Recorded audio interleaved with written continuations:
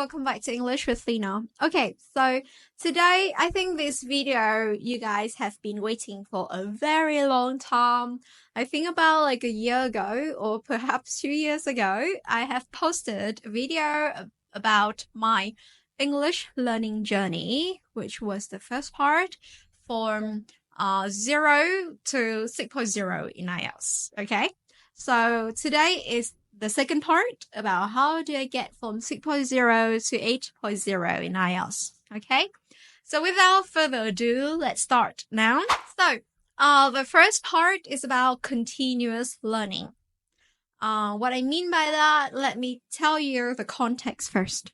So when I just arrived in the UK, I couldn't listen to anyone pretty much like that. So if someone speak at a pace that I'm speaking right now, I wouldn't be able to comprehend what they say. And also, I thought a lot before I speak because I worried that if I say this, if I say that, would they be able to understand? So I was extra careful and it took me a lot of time before I can formulate a sentence, It was very much the nerve that got me at that time. So about continuous learning is that at that time when I walked on to the street and then I saw many billboards or anything, of course there were many things in English, right? So I would try to mumble those words in my mind. And if I was not sure, even like I was only like 80% sure about that, I would just go online and then I searched for the pronunciation. So I would go on google.com. You just write something. Let's say you see the word comfort on the billboard and you're not sure, is that comfort or comfort or whatever.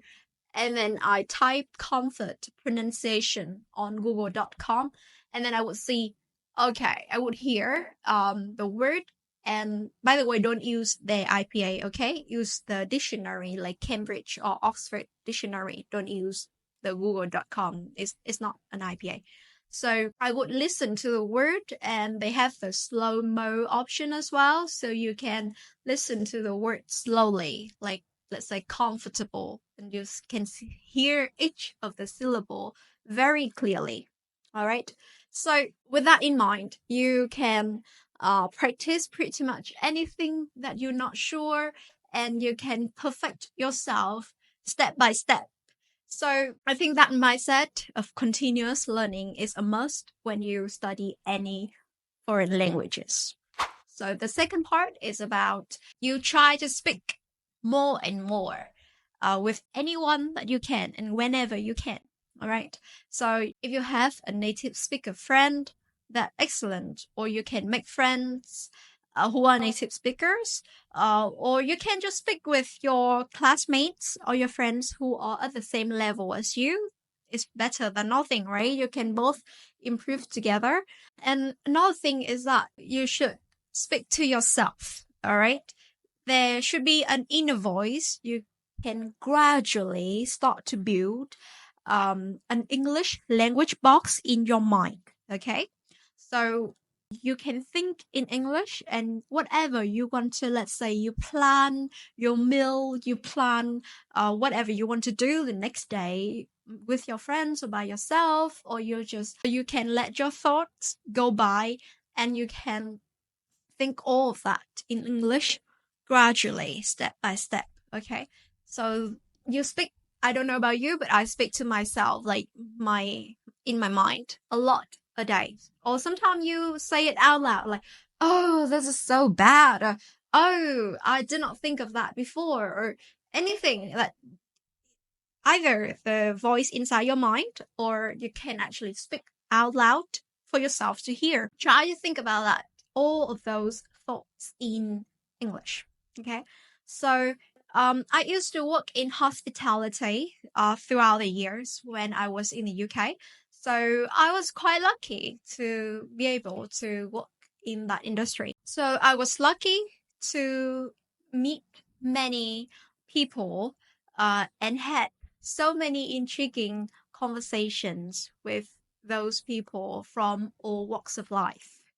Next part is about many presentations. Okay. What I mean by that is that when I was studying at my university, I had huge pressure, tremendous pressure, because I had to present in front of my lecturers and also my classmates. 80% of my classmates were native speakers. So I really needed to try my best. And not only did I have to deliver my ideas, my content on the slides carefully, good ideas, good examples, but I also had to make sure that every single word that I said would be understandable.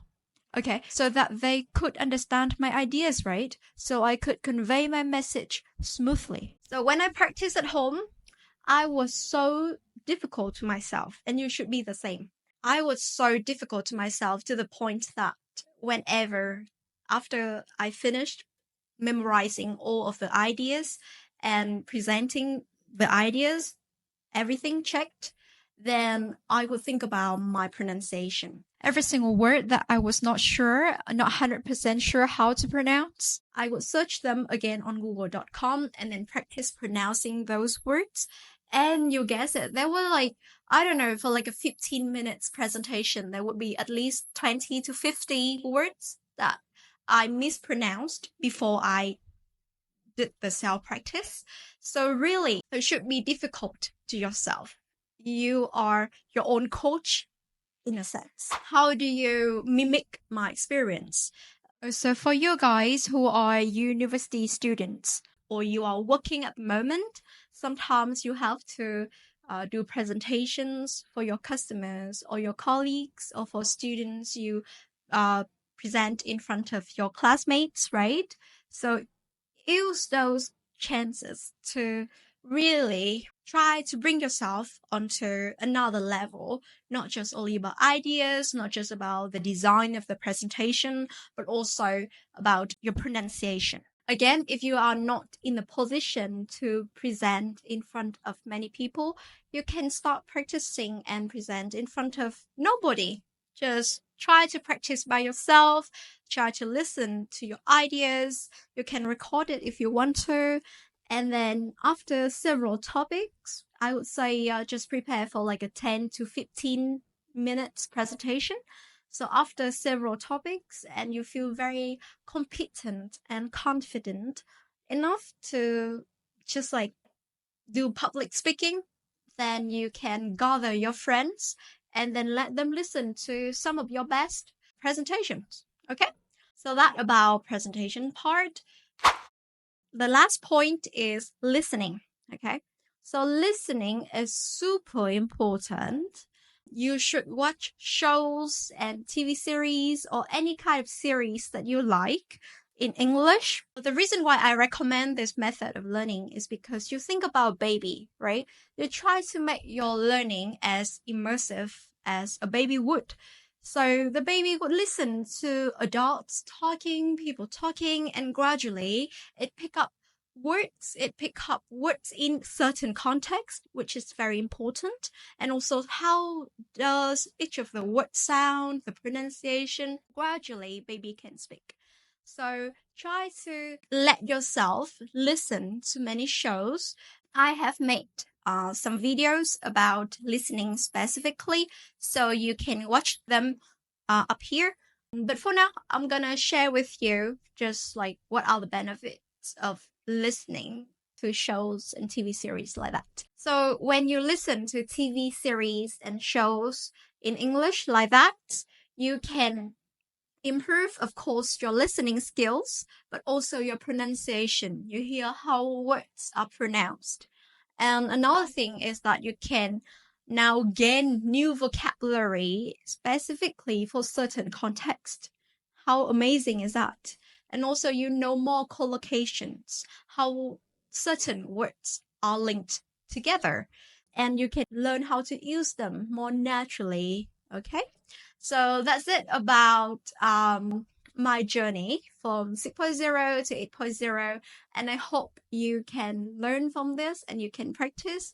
And wish you all the best of luck, not just only in your IELTS test, but also in your English learning journey. Okay, so thank you very much for watching my video. Please click the like and subscribe button. So I'm gonna see you in my next one. Bye for now.